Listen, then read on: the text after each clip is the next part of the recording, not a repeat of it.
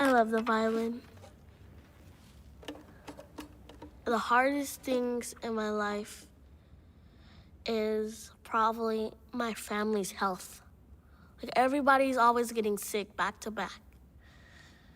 They're like, oh, we have to go to the hospital for them and stuff. Like, wait, I'll hear you play in a minute. I just have to get these medicine for them. You know, I can understand, but it's like okay. Like, I guess I'll play by myself. If I didn't have my violin from school, I would probably, I don't know what I would do. Don't even jinx me with that.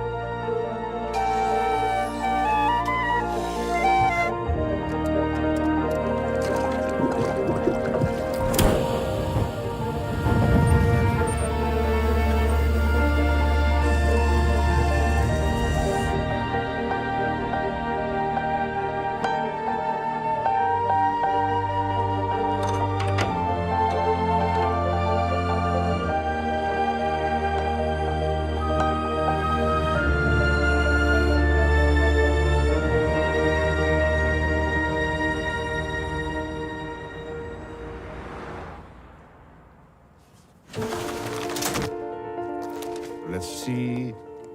There's 4 departments. There's brass repair, string instrument repair, woodwind instrument repair, and piano shop. With the strings, okay, some of the writings are like doctor's writing, so violin, broken peg, please repair as needed. So in this case, old peg has to be removed, new peg fitted, strung, and instrument goes back to student. When wood breaks, it breaks in a unique way. And if you leave a crack open, the instrument buzzes. It can be really frustrating. It's hard to find that last little buzz in the cello.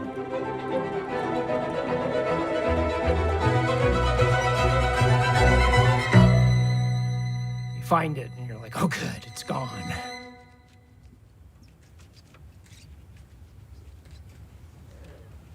It's really hard being a kid. Some of them come from a place of love and support, and others come from huge dysfunction. The emotional broken things and the mental broken things are more difficult. You can't glue that back together. That takes time, and it takes care.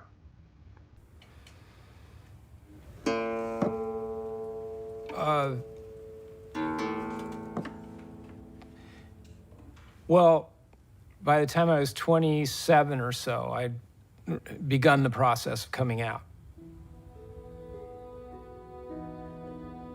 It was 1975. You have to remember that this was a different time. Being gay wasn't accepted. People were beaten in the street.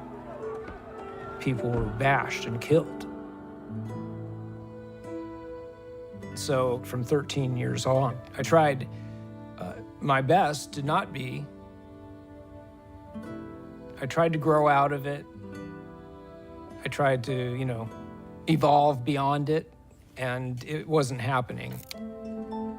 And I thought I was broken.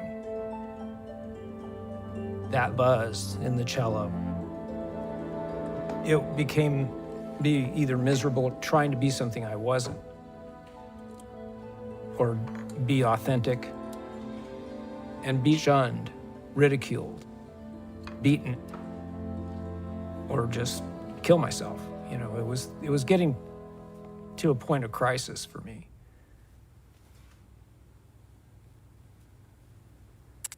My mother and father were both musicians, and my mom taught me music is like swimming.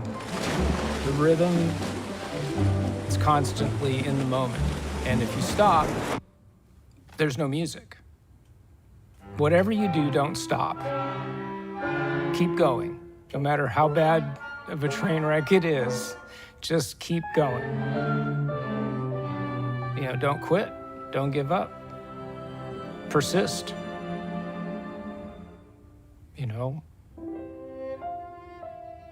And so I didn't decide. I realized I had to accept it. I wasn't broken. Don't need to fixing. And so I decided to embrace it.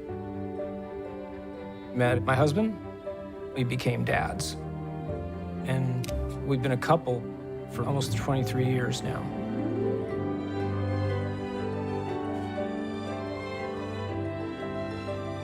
And so I'm still here. Alive. Free to be kind, be loving, be authentic. So it's not easy being a kid, but we try to make at least the playing of the instrument part as good as it can be.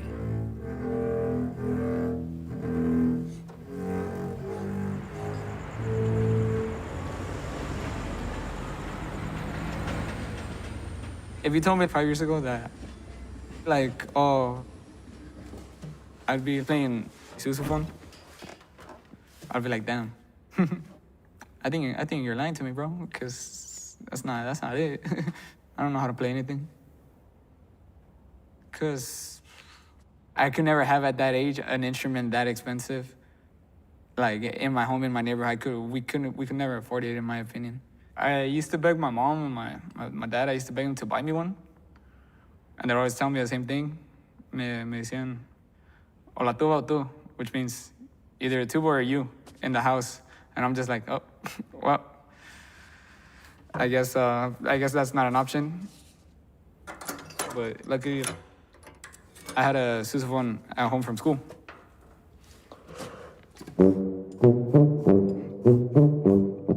I was 13, 14. It's emotional because, when you think about, right now, 18, fresh out of high school, going to college, barely starting life, and I'm gonna find a way to somehow make music my career, my passion, my living. Without the tubas at school and the sousaphones at school, you never know, honestly. For example, brass department, euphonium, leak, resolder as needed, give a sonic wash. This one needs tender little care.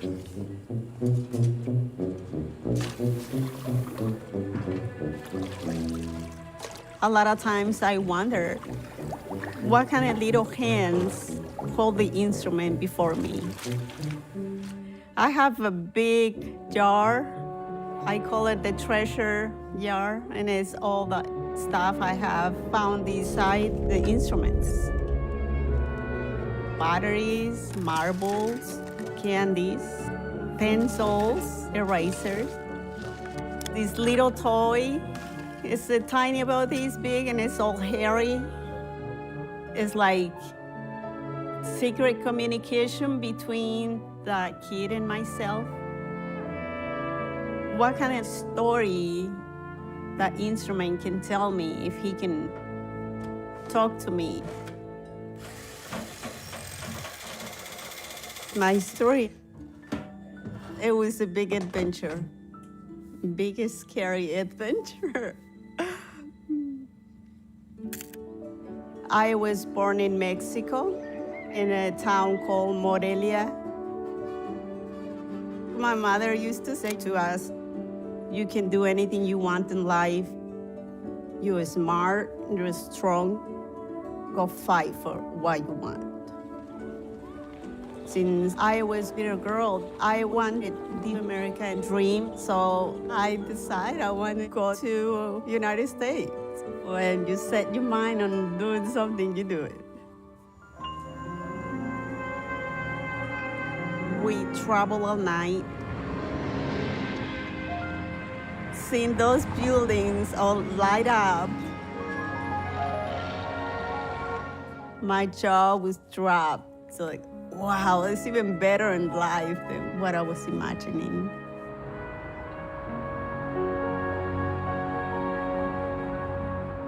I was single mother with 2 kids, very small. My daughter was 3 and my son was 6. You have to figure it out. I started working at a music store in Thousand Oaks. The owner, he said, okay, I'm gonna give you a chance for a week, 1 week. Vacuum the cases and preparing the musical instruments for him to get them fixed. So after a week, he said, you know what? I think we're gonna keep you a little longer. Worked in that store for 7 years. My son, he said, Mom, I would like to try clarinet. $20 a month, the rental. It was a lot for me. I was single mom, remember? And I couldn't afford it.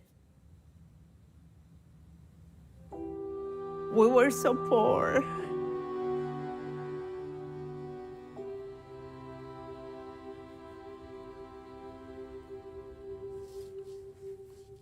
Sometimes we didn't have food.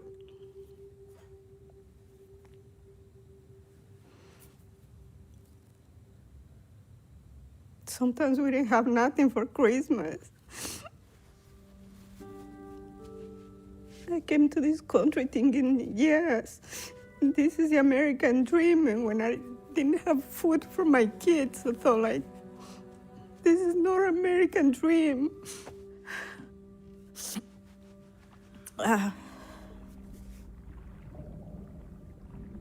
Few years later, one of the technicians, Mark Como, he called me. And opportunity opened. LAUSD, they were gonna hire 2 brass technicians. You need to go there. You need to take the test. When I came to take a test,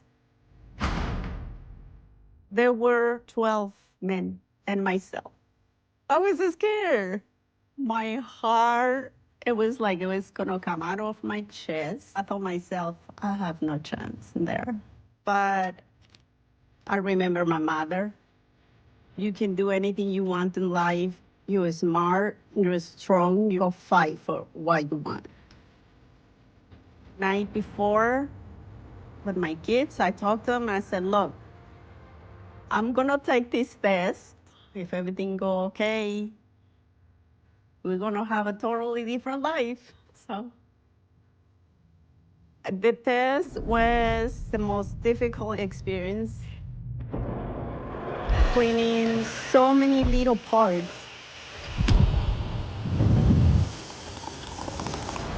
The pistons, they need to go up and down. The casing and the piston have to lock inside with a little guide, and they fit like a glove. Any little dent, any little scratch, even if it is dirty,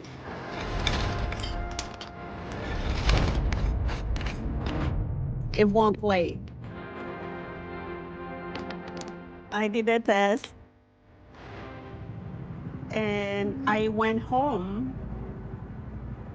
I was sad and disappointed because I thought like I never have a chance. I think they're gonna do much better than me. I didn't even want to wait for LAUSD to give me the results because I was almost sure that I wasn't gonna get it. Especially because there was only men working in the shop. I just forgot all about it. I thought like, put that behind me and don't get excited or anything because it's not gonna happen. Yeah.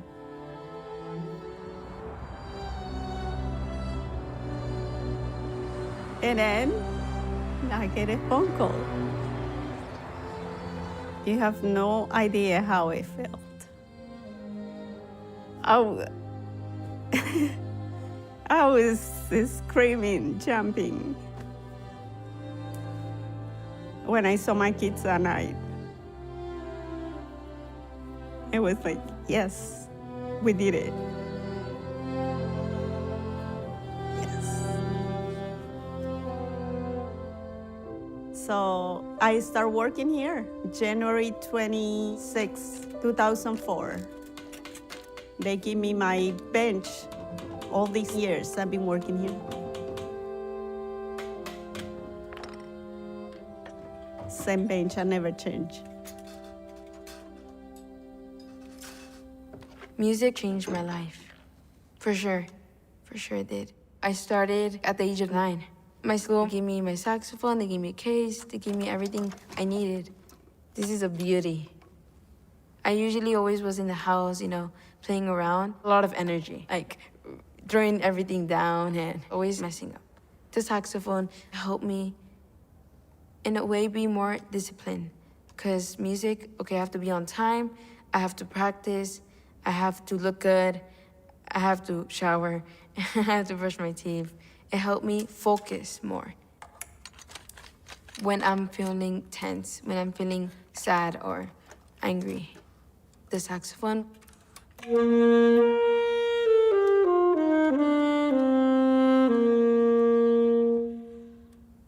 calms me down. But the G-sharp key always gets stuck. With the woodwinds, we have a saxophone. Missing a screw, lower joint, left hand, pinky, F key. So on and so forth. G-sharp key completely fell off. Complete overhaul. So in this case, we have to evaluate it.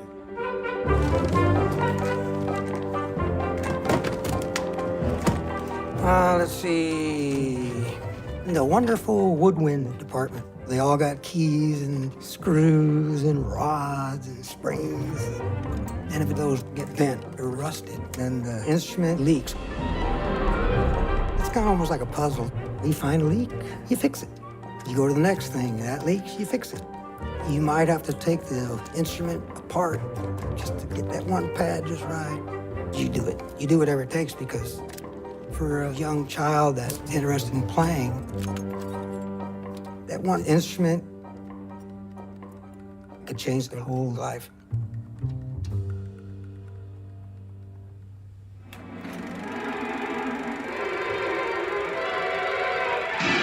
The whole reason why I wanted to learn how to play music came from the old Frankenstein movie, where Frankenstein was out in the woods and the whole township was after him, with the shovels and everything, and he was in the woods trying to run away. That always stuck with me because growing up, got picked on so much. I don't know what they thought, really. I was kind of in my own world. Some people would say maybe a little off-center. Yeah. So when I saw that spot in the movie where the old blind gentleman lived out in the woods, he was sitting in his house by the fire and he's playing the violin, and Frankenstein hears it, and he almost gets tears in his eyes from the sound, and he follows it. And of course the blind man hears somebody at the door. He says, "Come on in," and he fixes tea and all this stuff. And I'm going, wow, the bow is going across the strings, and it made the monster cry and relax. That was such an impression on me. And then years go by, and I was at a swap meet, and I saw a violin sitting there that somebody was selling.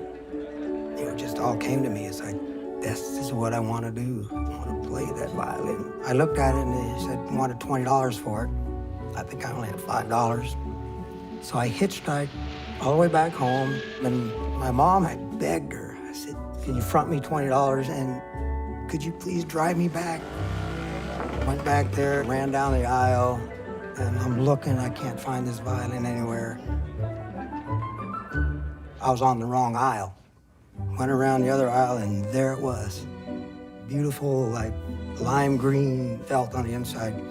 And from that moment on, I had the fiddle bug, and I didn't even stop to eat sometimes. I just wanted to play, and learn, and learn, and play, and learn. In high school, I took every music class I could. All the other classes were just complete torture. So my buddy in high school, he got a banjo, and then we started playing bluegrass music, fiddle and the banjo, and our best friend, Chuck, he played rock and roll guitar. Bam. We named ourselves after Bodie Ghost Town, the Bodie Mountain Express. So we came in a music store, we say we're a band, we're looking for a place to play, get some tips. Oh, you guys play? Hey, get out your instruments and play some. We had these silly hillbilly band routines, a bunch of like shakers and spoons. Played some tunes, a little show. The banjo player, you know, did the funny thing with his eyes. And he grabs the phone, dials up, starts talking on the phone, puts the phone down. Next thing we know, this Cadillac pulls up in front of the store, and out comes this guy, Colonel Tom Parker, Elvis Presley's manager. And of course, Colonel Parker is friends with Liberace, Frank Sinatra. Next thing you know, we're gonna go to Frank's house, and we're gonna play a little concert for him. We're gonna go to Liberace's house and play a little concert. Snap like that. It was 1975, New Year's Eve, at Pontiac Dome Stadium. The Colonel put us on the Elvis show, and there was 73,000 people, and we were the first ones on stage. And we're all wearing overalls, and everybody waiting to see Elvis, looking like, who are these hillbillies? But it is the highest grossing one-night show that Elvis put on. A few years after that, they hired us to play at Knott's Berry Farm, and so we played there. That's how I met my wife. She saw me playing at Knott's Berry Farm, thought I was the greatest thing ever because I was up there playing the fiddle. And then next thing you know, Disneyland sent a talent scout and just hired us on the spot. The only thing is, we need you in Florida for Disney World. Sure. The Colonel, we had a close relationship. Yeah, Colonel Parker was my son's godfather. Sounds like a made-up story, but I mean, it really isn't. That $20 fiddle I found out a swap meet was taking me all over the world. That $20 fiddle has taken me everywhere.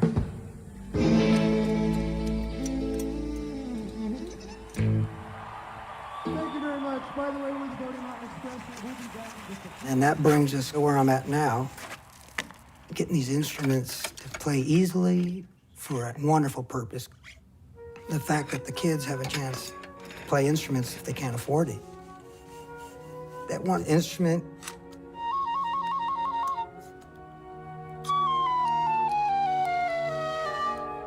could change their whole life.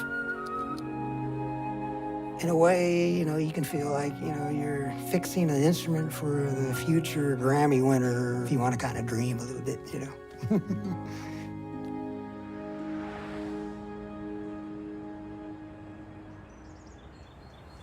When I was 3 years old, my dad taught me how to play Twinkle, Twinkle, Little Star on the piano. I actually vividly remember that. I've been playing the piano for like 9 years now. You know, I just have a connection with it, you know? I'm getting emotional. I've just been playing for a while, playing for a long time.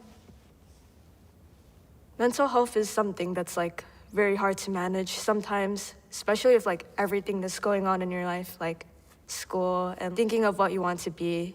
It's very stressful sometimes. I guess I'm just scared of like failure, you know? Like I'm scared like I won't like find a purpose in life. But once I go on stage, all that tension goes away. When you play on stage, you have like this overwhelming presence, and like, you know, the audience is like somewhat like attracted to it, you know? Everyone's just watching you, and you feel a certain power.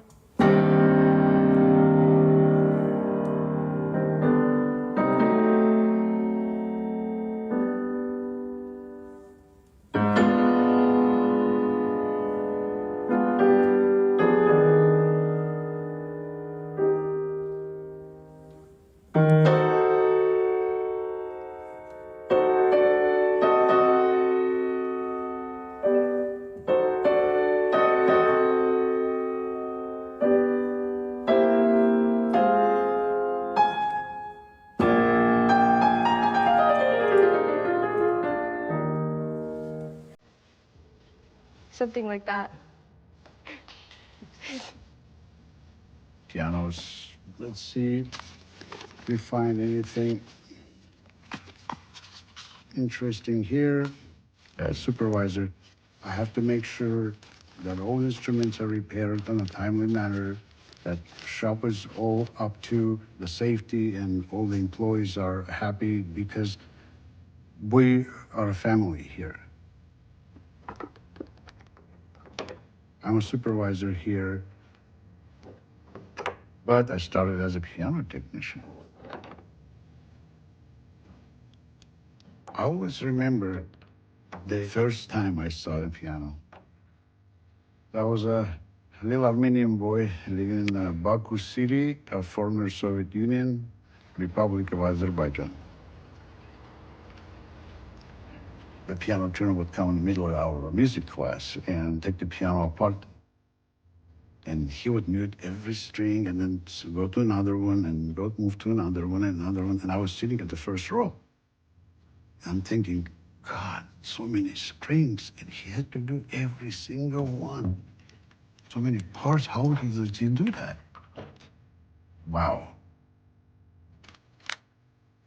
Late 60s, early 70s, my brother, he's 10 years older than me, he bought a guitar. And he told me not to touch it.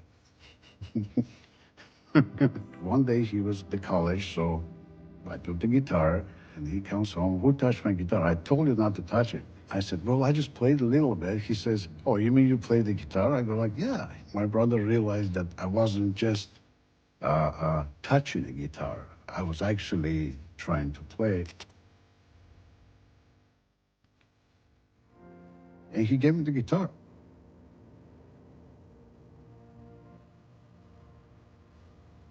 I had the guitar all the way until the day I moved to the United States.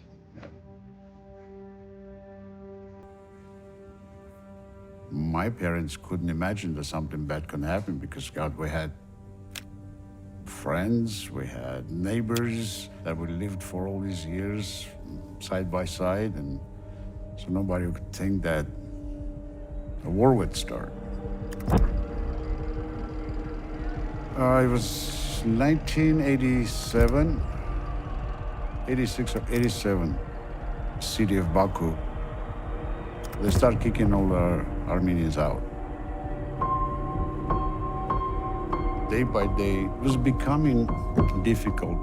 We would gather together outside of our buildings on the streets, and we would make bonfires and just guard our homes all night. But day by day, there's less and less and less people with us because people are moving out. They're afraid to stay. My dad was optimistic because, Steve, I'm not moving anywhere. I never harmed anybody, never did anything bad to anybody. We live in Soviet Union. Our government will never let anything like that to happen. Well, he was a very wise man, but What a mistake that he did. That he didn't listen. He was at work and somebody just came from behind and killed him. I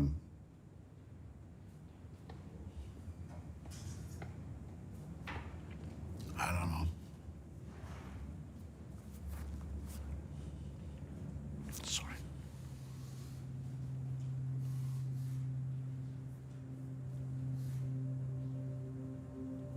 Samson.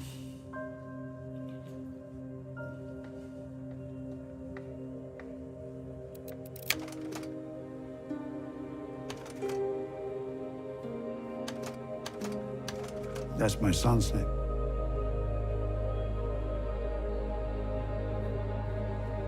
I was 20 years old. I had to take my mom and get out of there. So we just pretty much locked the doors. We left everything, family albums, and of course, my brother's gift, a guitar. It wasn't easy even to get to the airport because you still look like Armenian, and on the street, people can stop you and harm you. So thanks to my friends, Azerbaijani friends, they took us to the airport, and they basically created a human corridor in airport so we can go through it.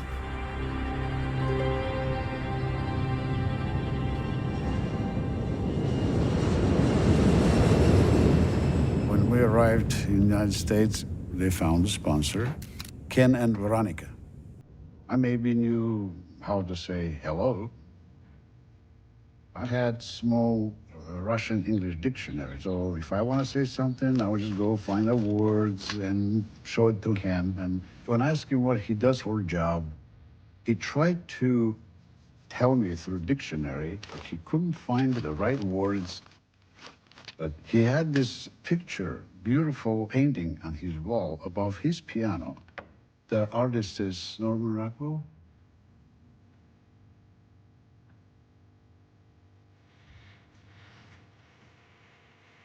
So he pointed at that picture, and I remembered me watching the piano tuner at the school in the classroom.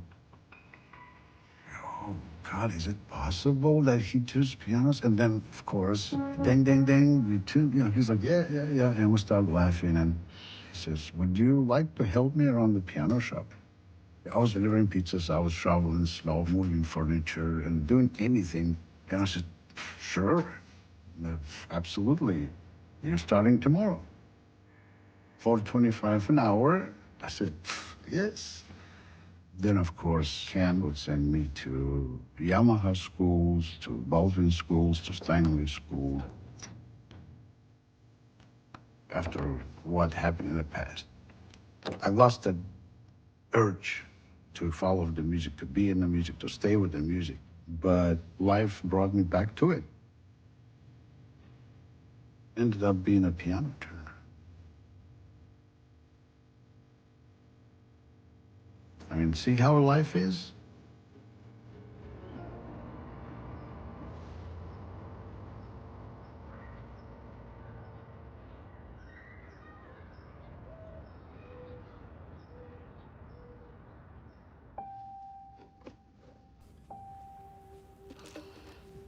I love the violin.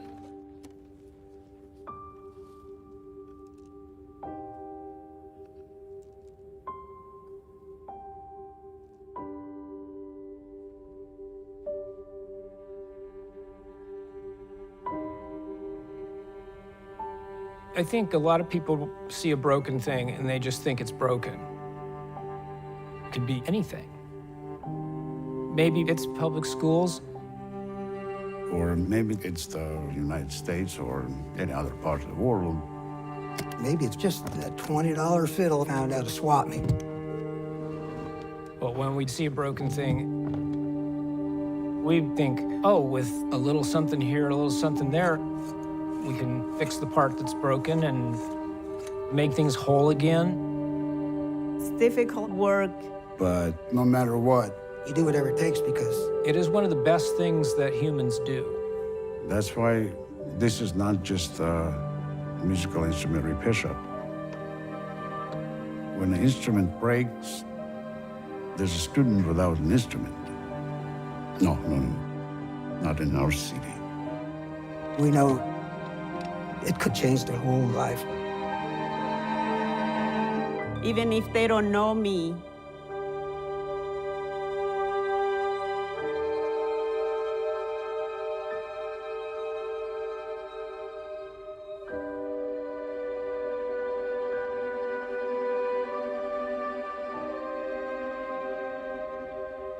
I'm part of that.